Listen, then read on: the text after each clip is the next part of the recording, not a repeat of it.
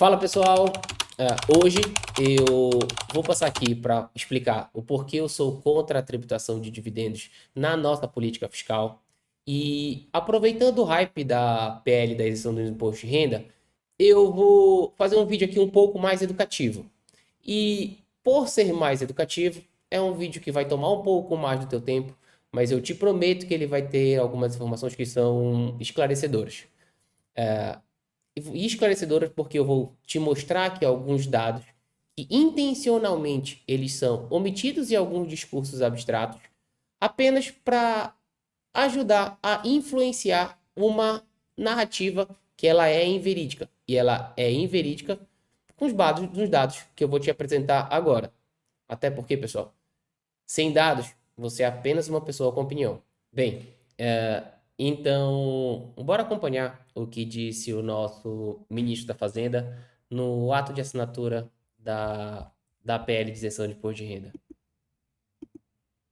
Mas agora nós estamos mexendo numa questão mais sensível ainda, que é a questão da renda. Nós sabemos que o Brasil cobra na fonte o imposto de renda do trabalho e não cobra o imposto de renda sobre o capital. E o que nós estamos... Bem, aí a forte caracterização do ministro de que o Brasil não cobra tributação sobre o capital. Ok, vamos pensar o seguinte. Essa PL, ela tem como medida, ou como discurso, tributar os super ricos. E se a gente for olhar dentro da legislação brasileira, o que a gente pode basicamente caracterizar como empresas que seriam de titularidade dos super ricos? Empresas que, por determinação legal, possuem, por exemplo, um lucro real obrigatório, principalmente sobre esse inciso primeiro. Aqui está o regulamento de imposto de renda. Ele fala no artigo 257 que as empresas que faturarem acima de 78 milhões no ano, elas são obrigatoriamente optantes pelo regime de lucro real. Então, o regime de lucro real, pessoal, ele é aquele regime de lucro que ele mais se aproxima da realidade econômica da empresa. E por que ele é o que mais se aproxima? Porque ele faz toda a contabilização de receitas, despesas, amortizações, etc. E dá um signo muito aproximado daquele lucro real, aquele lucro final de distribuição. Agora, apesar dele ser um regime mais complexo, ele também é um regime que ele tem uma série de mecanismos e ferramentas que interferem diretamente na base de cálculo do IRPJ e da CSLL, que são os dois tributos que incidem sobre o resultado econômico da empresa. Então, bora analisar o resultado econômico de uma empresa para saber se realmente isso procede? Bem, antes de qualquer coisa, nenhum sigilo fiscal foi quebrado nesse vídeo. Eu vou utilizar aqui das informações do Itaú, que é uma SA aberta, está listada na Bolsa de Valores, por isso ela mantém um site de relação com os investidores aqui disponíveis para checagem. Então todos os dados e informações podem ser obtidos por qualquer um de vocês para confirmar, questionar ou invalidar o que a gente vai conversar agora aqui. Tudo bem? Então, bem, pegando o Itaú como base, pessoal, e acessando o relatório do quarto trimestre de 2024, a gente pode ver aqui o resultado do Itaú, tanto o resultado gerencial, índice de eficiência, números muito bons do Itaú, mas aquilo que nos é relevante é olhar aqui no item 2 o que ele trata sobre retorno para os acionistas, tá? Bem, aqui nos retornos dos acionistas, a gente vai conseguir ver todas as formas de retorno de resultado sobre o qual os acionistas são remunerados. E aí a gente pode ver aqui que no total houve como retorno dos acionistas 28 bilhões, esse gráfico é todo considerado em bilhão, no qual tivemos uma distribuição de 15 milhões sobre dividendos e juros de capital próprio, já registrados anteriormente. Tivemos um programa de recompra de ações aqui de 3 milhões. Teve juros de capital próprio aqui declarado e pago de 5,7 bilhões. E juros de capital próprio declarados e a serem pagos de 5. Tá? Isso aqui é o fechamento do quarto trimestre de 2024. Bem, Antes de qualquer coisa, é importante vocês entenderem que dividendos, ele é uma das formas de remuneração de resultado dos acionistas. Temos também de remuneração de trabalho, que é o Prolabore, mas não está em questão. A discussão aqui é de distribuição de resultado. E dentro da distribuição de resultado, a gente pode classificar os dividendos e os juros de capital próprio como os mais relevantes. Esse juros de capital próprio, ele é uma modalidade de pagamento ao sócio sobre o qual ele tem uma dedução da base de cálculo do resultado, como se fosse basicamente uma despesa.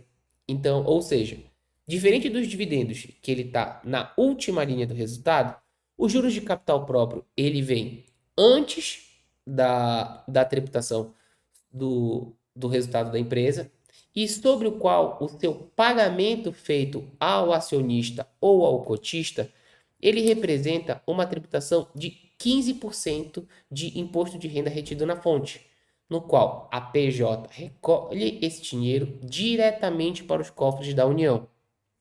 Ou seja, apenas os juros de capital próprio, ele já é um signo representativo que o Brasil tributa sim o capital.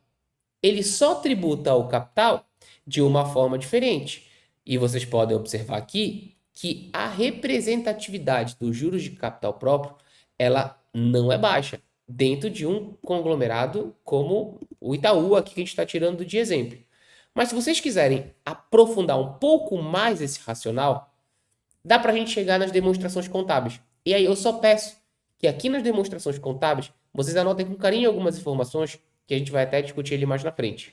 Mas repara, se a gente olhar aqui as demonstrações contábeis, eu vou inclusive pular já para algumas páginas que eu já meio que pré-visualizei para facilitar a nossa análise. Então, repara aqui. Da demonstração consolidada, o Itaú ele teve como lucro líquido do exercício de 2024 42 bilhões de reais, tá? Então, 42 bilhões foi o resultado dele após todos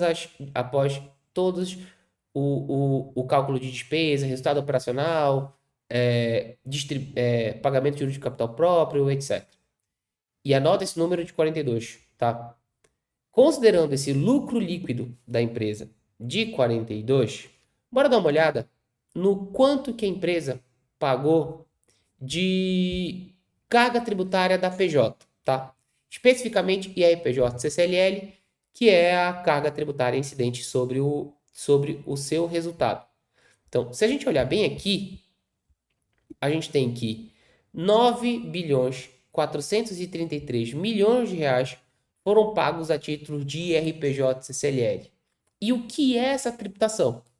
Essa tributação é aquilo dentro do lucro real que após a apuração integral do resultado da empresa, incide 15% de IRPJ, mais 10% de adicional de IRPJ e 9% de CSLL, ou seja, representando uma carga tributária total de 34% em cima do lucro da empresa. Então, aqui é a opção que a política fiscal do Brasil fez de tributar tudo dentro do conglomerado empresarial. Mas, além desse recolhimento em favor da União, nós temos também aqui o JCP, que a gente falou ali mais cedo, e que ele pode ser destacado dentro desse quadro de remuneração do acionista. Repare, a título de juros de capital próprio, está aqui o 5,7, aqui os 5 bilhões, tudo bilhão, tá, pessoal? Bilhões. E aqui onde a gente estava destacado os 15, a gente pode ver que isso lá no slide, na apresentação anterior, 2 bilhões foram pagos a título de juros de capital próprio e 12 foram pagos a títulos de dividendos. O que isso quer dizer? Que aproximadamente metade da incidência de juros de capital próprio e metade da incidência de dividendos. Qual o efeito fiscal sobre o capital repassado aos sócios, pessoal? Sobre essa coluna aqui de IRF, isso aqui é o imposto de renda retido na fonte, que é recolhido pelo Itaú em nome dos sócios. Esse imposto de renda, ele é em nome do sócio, não em nome da PJ. Lá atrás, A gente viu aquilo que era tributado com base na PJ. E isso daqui é com base em cada pessoa que possui ações de Itaú. Eu tô aqui no meio, inclusive. Mas, pois bem, se a gente olhar aqui esse número, olha, reparem aqui, dividendos realmente não tem incidência de imposto de renda, mas sobre todo o juros de capital próprio a gente teve. O Itaú, em nome dos sócios, recolheu 2 bilhões 380 milhões de reais a título de imposto de renda retido na fonte. Eu gostaria de saber se a política do Brasil é de não tributar o capital, por que esse recolhimento foi feito? Itaú, contrata o Haddad para fazer a tese, porque isso aqui é objetivamente o capital do sócio sendo remunerado e em fase da sua remuneração ele está sendo tributado. Aqui a gente pode ver uma planilha com histórico de dividendos e de juros de capital próprio que foram remunerados aos acionistas do Itaú sobre o exercício de 2024 e a gente pode perceber também obtida dentro do site de relacionamento com os investidores e a gente pode observar que aqui dentro dos pagamentos aos sócios foram repassados 13 bilhões 495 milhões de reais a título de remuneração. E em face da remuneração do JCP, foram recolhidos aos cofres públicos da União 2,3 bilhões de imposto de renda retido na fonte, que é o tributo incidente sobre o sócio acionista. Aqui a gente não está falando de tributação do IRPJ da empresa, tá? Então, pois bem, se aqui é o IRPJ da empresa, não é o IRPJ da empresa, é o IRPJ do sócio, quanto que isso representa em cima do seu resultado? Até porque, de acordo com a PL, o Haddad entende que a equipe econômica do governo entende que há necessidade de uma contribuição mínima. Só que a mínima aqui já existe. Se a gente olhar o resultado aqui de 42 bilhões do resultado do Itaú, foi recolhido uma carga fiscal de tributação dos acionistas do Itaú de 5,64% de imposto de renda dos sócios, não da PJ. Então aqui já há confirmação objetiva dentro do balanço e das informações contábeis de uma empresa que há tributação de capital. O capital é tributado. O resultado que é distribuído ao sócio, ele é tributado. Não é na forma de dividendos, mas tem outra natureza. E se a gente quiser observar um pouquinho como esse rombo ele fica maior, basta a gente fazer um comparativo junto com o quanto a PJ já faz a tributação. E por que a PJ é relevante nesse cálculo? Em 1995, foi feita uma conta fiscal na qual deixou-se de tributar os dividendos, mas passou a incluir este número representativo da previsão orçamentária dentro do IRPJ da CSLL, fazendo com que a carga tributária ficasse maior na pessoa jurídica, porque teria uma facilidade maior de fiscalização. Foi uma opção de política fiscal.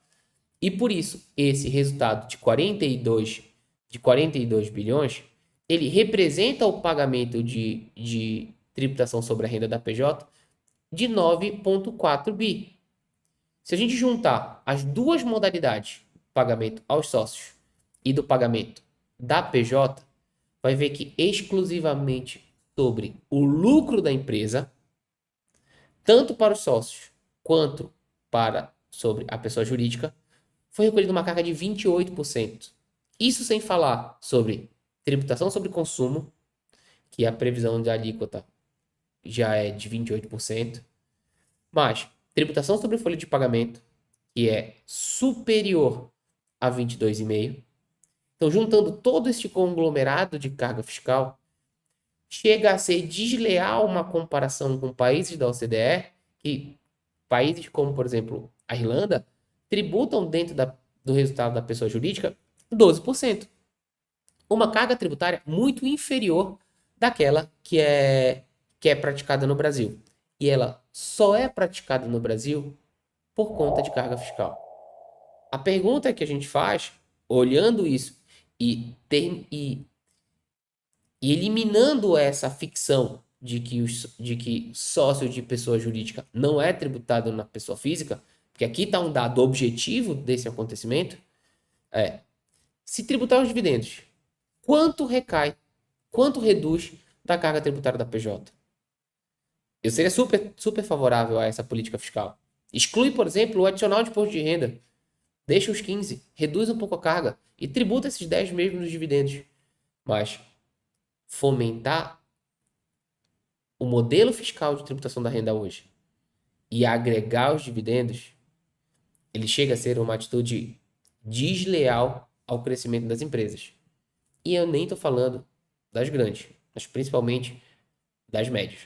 Bem, pessoal, antes de mais nada, é muito importante a gente separar que esse projeto ele tem 3 frentes. A primeira é a isenção do imposto de renda para pessoas físicas que recebem até R$ 5.000 e uma isenção parcial para aquelas que recebem até 7. O outro é a tributação de dividendos na remessa para o exterior. São exatamente para sócios que não são residentes no país. Já a problemática terceira é a tributação de dividendos para os residentes no país. A primeira e a segunda são boas medidas e são medidas compatíveis com a política fiscal.